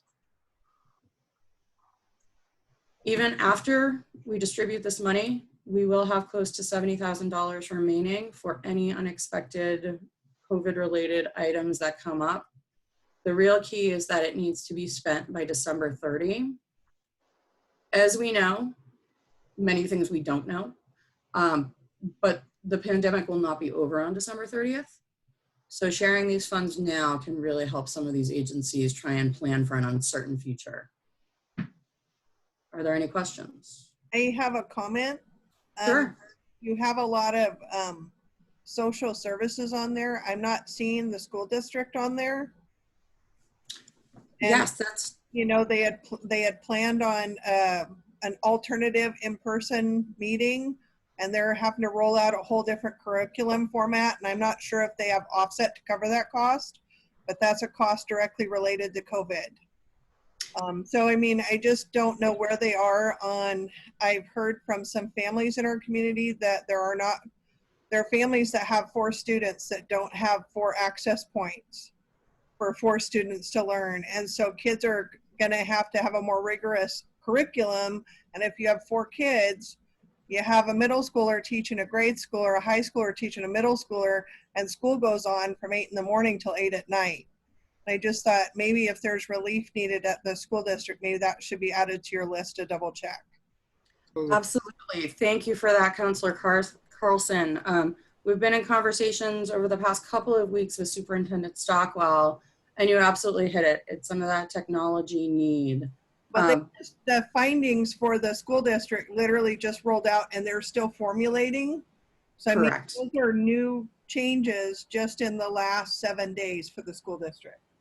Yes, correct. And they were just allocated, the governor has pushed out $28 million for school districts specifically So I'm hoping to have a follow-up conversation with Stockwell as they get their plan in place and as they get a plan in place to use that money to see where we can possibly partner. Yeah, just I have said to him and to a couple of the school board members that, you know, we've had an ongoing partnership for a while and we're prepared to do anything we can to facilitate these kids' ongoing learning and mental health and just the wellness of our community through this difficult time. Yes, and expect recommendation for supporting them as they get their plans in place. Well, another Absolutely. cool thing that the school district is doing is that they're actually recording their classes. So if you miss a class, you will be able to come back and watch that particular class, which is spot on that they're doing that you can log onto a website and you can go back and actually watch the class that you missed and watch that teacher do their virtual presentation. I am curious about maybe with talking with a commissioner about just a more centralized, because of our proximity and their proximity, a larger facility facilitate social distancing meetings, because we don't know how long COVID's going to be here. You're correct. And so I would flirt with the idea of spending some monies on that, not knowing the logistics right now, but would flirt with the idea of spending some monies on that, especially in collaboration with the county on that type of issue. So I was talking to Mr. Heimuller about this, and so it's a need. Right now, we know we can just basically run a council meeting and maybe the necessary staff, bring in people for their presentation, and maybe an extra guest in our facility to be social distanced right now. That's just, we're on bare minimum staff in that, in the council chambers. I understand this is a huge need. I've had a couple of conversations with Commissioner Heimuller and Commissioner Tardif. I know John has as well around the space needs. And I think that's great. I think that, yes, let us partner in any way possible to do the business for our citizens. Yep. Rachel? Yes. One of the problems the library has is it has computers inside. And because of the situation, we can't stack people into those computers inside. Now, with the schools, there are a number of students who don't have the financial facilities to get computers. Is there a mechanism where the library could, quote, buy a number of computers to lend to these students under these rules having to do with the pandemic? Or is that off the limits? From my reading of Treasury guidance, that would be allowable. I've heard also about a need for increased number of hotspots. I know our district and my kiddo's school has been distributing Chromebooks, but for some families, it's the hotspot and the connectivity issue. Definitely need more hotspots. Yes, I like that at the library. They're always checked out. Okay, and Matt, is that part of our the technology line, or could we increase that to accommodate that? We can. The teleworking capabilities that is budgeted in there right now currently only look at about 10 to 15 hotspots specifically for staff members that need them. It does not include anything that would go to the library. I know John has had discussions, emailed just talks with Margaret about looking at getting more, and that it may be a possibility to look at the Ford Foundation or some other grant opportunities, because that fits very well into what the library purpose is. I would just advise that, yes, we can spend it. However, it's not like we're going to be spending $400,000 this month. These are going to be monthly expenses that we keep going. And in the memo that you have, staff would like to come back around October timeframe and update you on what funds have been expensed, what is remaining, and then give you the option to spend additional money if you see fit in that September-October timeframe. We can definitely revisit that with what funds we have left. Gee, that sounds fiscally responsible, Matt. It's a novel concept. The question for the school planning, they would like to know, or they should know, how many devices are available for them at the beginning of the year. So I guess we have to play some games or pre-planning. I mean, it's not a simple project, obviously. I don't even know whether the school knows how many computers are needed for students who don't have them. And I know the school district and Shauna have been talking, and they're obviously the school district is constantly changing with everything else going on. But once they have a finalized plan, I know Mr. Stockwell and Shauna, our recreation manager, are meeting. Shauna has thrown out the option to look at using the rec center as a place where students can go to use a computer and use the Wi-Fi if they do not have access at home, and we can set up appointment times and social distancing within the rec center for people to come in the day and evening time. That is also something that Shauna is looking at grant opportunities to help pay for that, so it's not a total cost for the city or the school. More to come on the school district partnerships. Yeah, this is an outside the box job. No getting around it.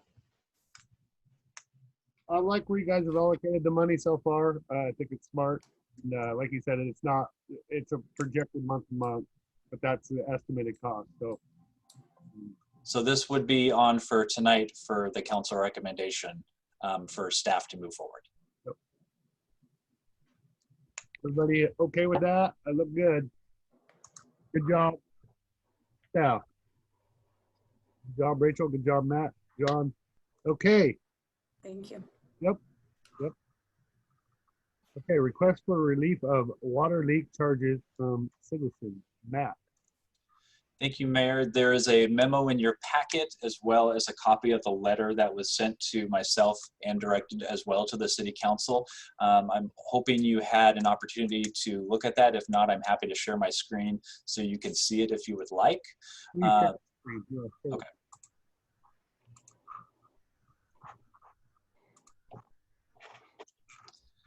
So as many of you know, the finance director and city can reduce a leak adjustment up to a certain point, up to a 50% adjustment if the leak is fixed and they show proof that the leak has been fixed.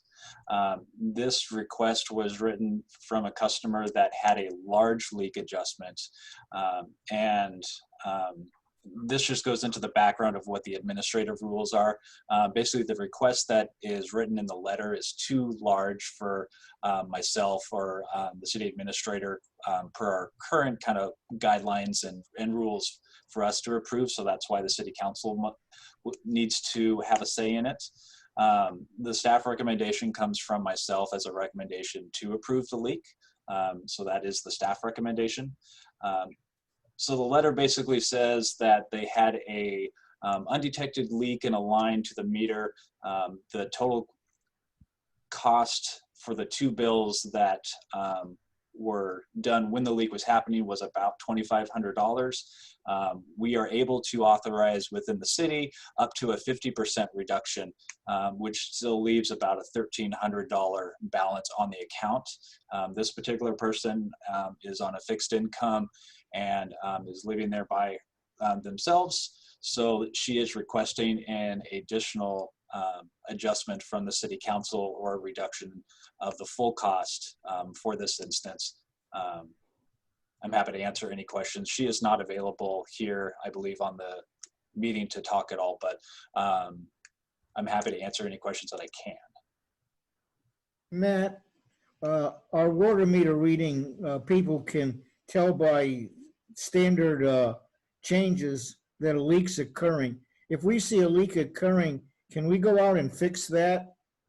If the leak is on our side, yes. When we get the meter reports back from the staff that goes out there, our public works crew that does all the readings, when we get those readings back into our utility department, our system automatically generates a potential leak report.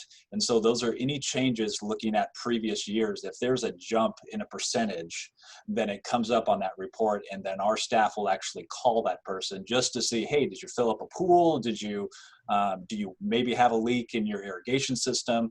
And for some people, it's a very simple answer of, no, my family's staying here for a month, so we're taking more showers. Or yeah, I filled up a pool last weekend that I just bought. So that's usually a lot of times. But other things can be small, like a toilet leak, any kind of running toilet or irrigation leaks are very popular around here. So we get a lot of issues with that kind of stuff. And those are things that usually are not noticed until they actually see the bill. So as soon as we get that notification of a potential leak, we do try and contact every customer to see, and this is what happens in this case is, hey, we think you may have a leak. You might need to call somebody to go out and check. If the leak is on our side, then of course the city will take care of it. But if the leak is on their side of the meter to the house or anything inside the house, the owner has to fix it and then show proof of that fix, either through a receipt of an invoice or a plumber, just to show that they've taken the initiative to get the leak fixed. And then we're happy to adjust that up to 50% in normal circumstances. This is just 2 months? Yeah. This is just 2 months. It's a really large amount. And given the specific situation mentioned in the letter, which is why I wrote the recommendation to adjust the full amount off. What was her previous? Well, what was her previous months, Matt? I do not know off the top of my head. So just go to the average of last year's totals, and that's her balance is what I'm going to recommend. Correct. Yeah, when I say full adjustment, I'm not saying that it would be a zero bill, but it would be whatever her normal monthly amount is. And we would adjust whatever that difference is. With a leak this size, wouldn't your yard be wet? Sometimes, not always. Not basalt. Just checking. Sometimes it can ride that shelf of basalt and go right down to the cracks, and you would never know it. Oh, Yeah. okay. It's like, that's a big puddle. I'm sure Sue could tell you a number of stories. We're good. So let's put this on an action item for later. I don't know. I think it should be later this evening. Yeah, we can do Yeah, it would be put on the agenda. It's just here for discussion if you have any questions or anything, but it will be put on tonight's agenda for you to decide on. Sounds good, Matt. Thank you. Okay. Appoint voting delegate for LOC annual membership meeting, October 15th. So, Rick, would you go outside the room so we can appoint you? who's that? Will there be LOC this year? There will be a virtual conference this year, yes. And then, typically in years past, Councilor Morton's been the voting delegate to stay on that Saturday morning and do the vote for the league's action item. I have faith that Rick can get the hotspot and do it from his boat. It's Rick. This year is certainly different. So. Yeah, I mean, if I wish Doug was here because he has been taking it traditionally annually, and I would like to give him that opportunity, but unfortunately he's excused medical conditions today. I just wanted to, I will if he will not accept the nomination, okay? Let's go that route, okay? Okay. Let's keep him there, and I will if he's not willing to. You gonna be the runner-up to the beauty contest? Yes, I'll be the runner-up. Okay. But it's just been an annual thing since even I came on board that he's kind of been doing. So it's too bad. I really like the annual League of Oregon City conferences. But I'm sure virtual they'll try to do a good job. We're getting ready to do the OMA virtual this week, Friday and Saturday. Matter of fact, Friday at 11:15 you can tune in, and there'll be a second place winner in the, I think she's been informed, but I'm not sure. So I don't know if it's a surprise to her, but tune in. We have a second place winner. Scaffoose has a first place winner in the essay. So yes, that's 11:15 OMA conference. You can get the Zoom link if you go to OMA conference, If I Were Mayor contestants, and anybody can come and join in. Okay. So I think we got that set, John. Doug's there. I'll do the backup. Okay, let's go to strategic action plan update, John. There's a memo in your packet. I think Mike or Matt was going to cover this as well. Yep, this is hopefully a really quick one, but there is a one-page memo in your sheet that specifically is just an update on the police station feasibility plan. As you have probably been aware, we're kind of moving along in that realm of the police facility and figuring out what it's going to look like, how the floor plan is going to look like, what options for funding there are. And I think we are getting to the point where we would like to, in the next month or so, once we have some more firm plans, to create an ad hoc committee of community members so that we can enlist some feedback from the community about what the station looks like, getting tours of the current stations, hearing some of the positives and negatives about going out for a bond or not going out for a bond, or not building a police station at all versus building a police station at all in this current time. So we wanted to put together a kind of ad hoc committee to enlist some of that feedback. So staff has put together a list of kind of 12 areas, so to speak, that we would like to have people apply for. The city council would approve them being on the committee. We have one person that had already expressed interest, that's Claire Catt, that she had heard that we were going to be looking at creating this committee. So I know we have one person. We also have a list of about 3 or 4 other names that staff has at least kind of put on a list to ask if they would be able to serve on this committee. But this would be on for tonight's recommendation from staff to city council to approve creating this ad hoc committee. I have a question. Yeah. In the staff section where it says Matt/John, is that Matt and John or Matt or John? Yeah, it will be probably me and Rachel that are heading up this committee, so to speak, assuming that John is able to come to those meetings. Obviously, John is very busy with all other stuff, so Rachel and I can keep him informed if he's not able to attend one of the meetings.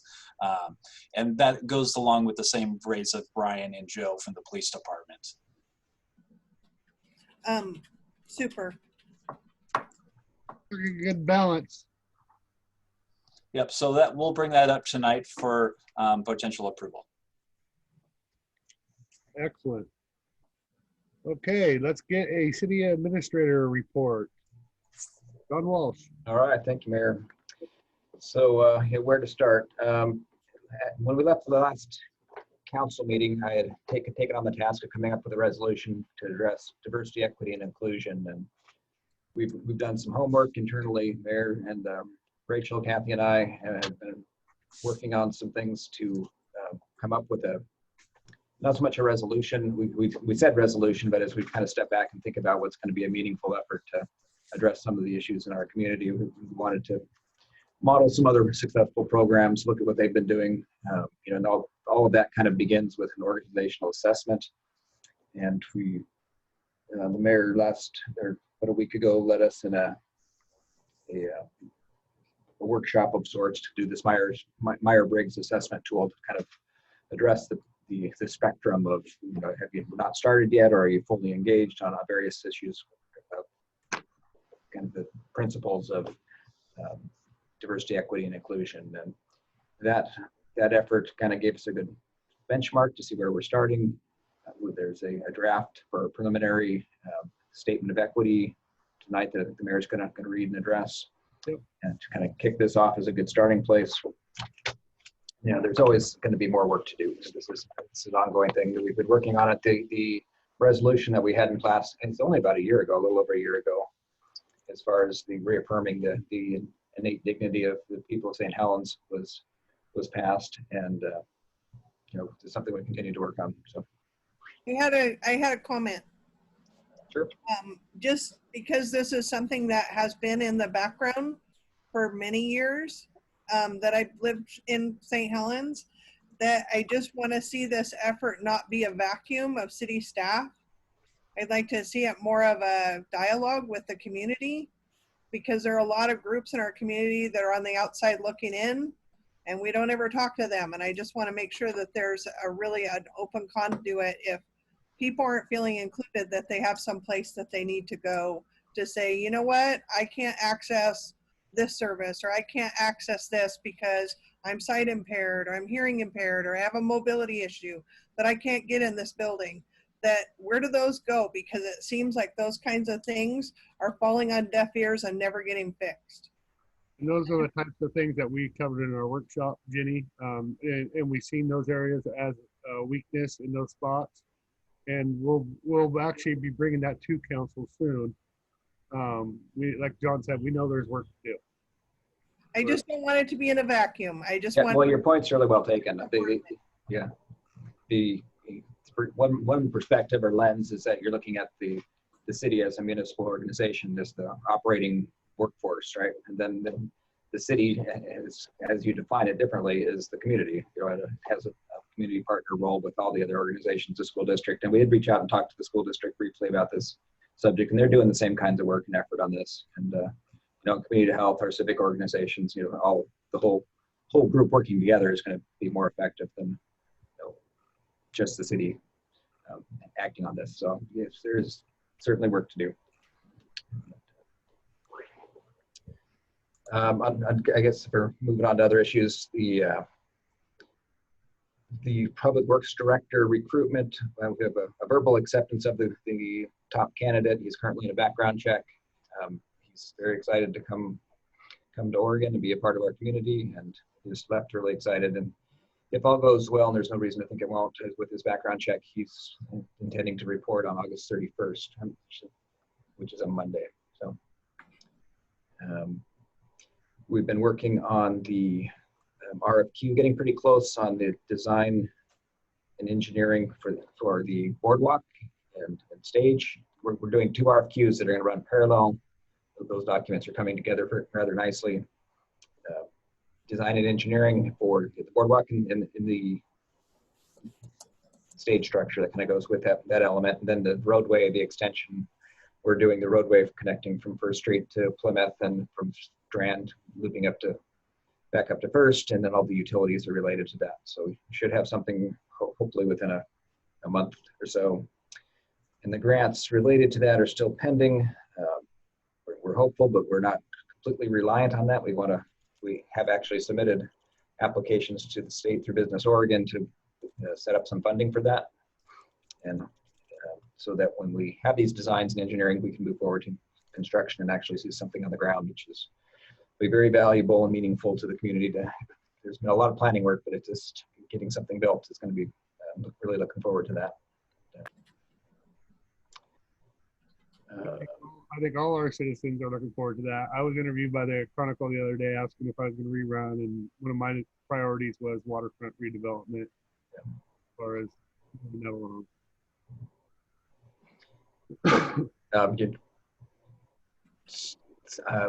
I'll touch on Sand Island camping just because it's been such a booming success. I heard the port was raving about their 600 people going kayaking last weekend out at the port. And I think the Sand Island is at capacity, and they're doing a good job managing it well. And they're at the point where they actually need more shuttles to run back and forth to keep up with the demand. So it seems to be a smashing success at this point. So. Not a lot of people I've watched even take a lunch break, go over, have lunch with their kids, grab it from the pub, take the shuttle over with their kids, and we're back in 2 hours back on mainland and able to go back to work or whatever. But it was amazing just to watch them post that on Facebook. Yeah, that's a fantastic story. And if you haven't been to the island, to go over there and look back, it looks a lot different on the island looking back at the city than it does on the city looking out at the island. It's a fantastic opportunity. I would highly encourage it. Other than that, we have an Urban Renewal Agency meeting tonight.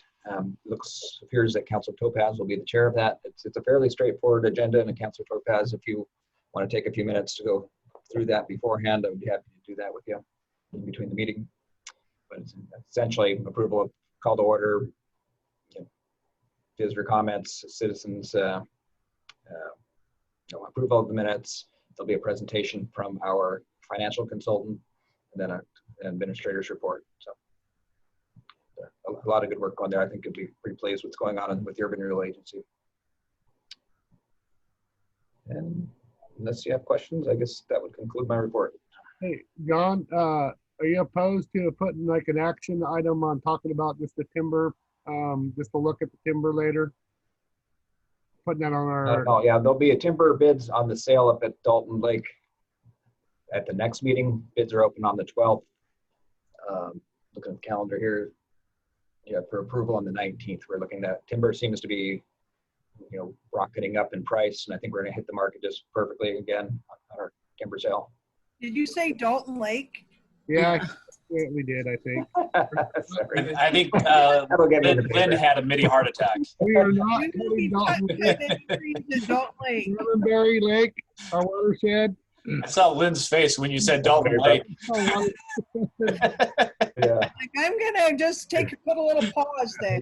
I've got a, yeah, okay. Put a pin in that one. Yes, Again, citizens clarification. yeah, thank you for the correction. Yes. Lake. So on the, early in the agenda, we heard a request from the discretionary funds, and I want to just make a mention of that to the council so they're aware that in this year's budget, we've rebranded that, and it's a community support fund. It's basically the same amount of money, the same fund, but it's no longer discretionary. It's designed to be, it was always intended to be for community support, but in the budget, you'll see that it is community support that we're. Sure. A little bit what we actually used it for was like Citizens Day, and we were able to do that. So when it actually came to the council doing something with it. Yeah. Right. Yeah. So I'm still okay with that. What else you got? I know you got a bunch going on. Oh, there's way more than that. It is, Hey, John, can I talk about UB rate, late fees? What? Sure. I was going to mention Campbell Park, that the improvements in Campbell Park are going strong. The grant funds that's one of the projects that actually is coming out of the ground right now. You'll see the tennis courts are all torn up down there, and they're grading and doing the city's part of that match with the grants that we got from the state. So it's an exciting project. But It's going to be really nice when that's done. yeah. And Matt wanted to talk about. Yeah, I just wanted to really quickly bring it to the council's attention. Obviously, you're aware that we're not doing late fees on utility bills. We're also not doing shutoffs on accounts. And on our recent bill run, I just wanted to let you know and maybe trying to get some kind of idea of future for utility billing. I'm going to go through a few numbers here. 327 accounts that are over $200. 190 that are over $300, 118 that are over $400, and 75 accounts that are over $500. And with no late fees going on, I'd like to look at doing a late fee process, but not instituting a late fee. And the reason I say that is because legally we have to inform the owners of the property, because we do have a lot of rentals in the area. We have to notify the owners of the property of a late fee if we are ever to try and collect it in the future if they were to leave or run off. It's the owner's responsibility in that case. You're saying it just kicks off the notification, not It implemented. kicks off a notification, but it doesn't put on a late fee. I know there are obviously some people that may not pay their utility bill just because they don't have to. And hopefully this will encourage them to do that. I will let you know that obviously there's been an eviction ban through October 1st. There's also something from the state saying that back rent is due on March 31st. So I'd like to kind of just spitball that out there for you to think about as a future, as maybe the next potential shut off would be in March. Yeah, I see that kind of being a crisis time of just our nation. Correct. And with us, we do help give support through Community Action Team to help leverage utility assistance. So we would obviously encourage people that are not able to pay their bills to go through Community Action Team to potentially use some of those funds to help pay for utility assistance. So we can definitely point people in that direction. But like I said, I'm not going to have a ask for a decision or anything. But if you're okay with us going through the process of noticing those people, and then I would likely come back in January or so once we have a better idea with COVID and everything going on, about potentially lining up our shutoffs around that March 31st time. I want to let people know now, just in case they do want to start making payments, and we can set people up on a payment plan that is 5 or 6 months instead of 3 or 2 or 1. So just trying to give us notice as much as I can to people. Do people that are behind, do they get something? Is there something in their bill that says you can pay, if your bill's like $100 a month, you can send what you have so you don't fall so further behind? Maybe a special We can letter? create a note on the upcoming bill. There's a little message That's section. a little COVID friendly for those specific clients, not just, you know, this broadcast thing, but for those people that are having trouble, a specific thing to kind of help them from digging a giant hole. Yeah, hopefully this will help people not dig as big a hole, as well it allows us to follow the procedures of informing the owners of the property, if there are any renters out there, that there is a bill outstanding on their property that they are technically responsible for. Yeah, I wanted to give some perspective that there, you know, this isn't, I don't want to add the perspective that there's a contingent of people that are habitually late, and it's usually about that percentage. And granted, the amounts are a little bit more, and the reasons might be related to it's not, you know, they only pay when they're late. You know, they only pay after it gets shut off or when they get the shut off notice, right? So there's, we're not doing those shut off notices, and I think kind of, you know, I think that process is probably valuable. I think it's a common courtesy to do that. Yeah. Matt, one of the things, there's a whole bunch of federal and state rules about what we can do on ranch water. Can you kind of put together a thumbnail sketch for us? What kind of things we can't do that we used to do on this bill paying business? I don't understand what things I would put on. Well, okay, there's some things, if you, during the virus, you don't have to pay this until, you know, the federal government, like the schools, they're changing every. Okay, so what other organizations or districts may be doing? Yeah, that type of thing. Because obviously, trying to keep ahead of what the government's telling us we can do, along with the usual late, poor, and excusable people. Yep, I will definitely put that together for you, Councilor Topaz, and the rest of the council. Yeah, the basis for the not collecting late fees is purely on the governor's, or not the governor's, but the emergency order that, you know, we're in state of emergency, and that was part of our declaration of that state of emergency. So. Yep. I think it's a courtesy call. John, anything else to report before I go? Not at the moment. So. Okay, so we're going to go ahead and adjourn, but we will be going into executive session before I do that. ORS 1926660, and which is real property transaction, and H, consulting with counsel, potential litigation. Following this meeting, we'll take a 10-minute break to have our 10-minute break and allow staff to switch over. So with that, we are adjourned. You do not have to log out of Zoom. Stay on this Zoom. Just stay on the Zoom. Yeah. Yeah. Okay, perfect. You figured out a different way. Yeah, we have a way. Yeah, you'd have to log on. Just stay on the Zoom. Stay on the Zoom. Okay. With that, we are adjourned.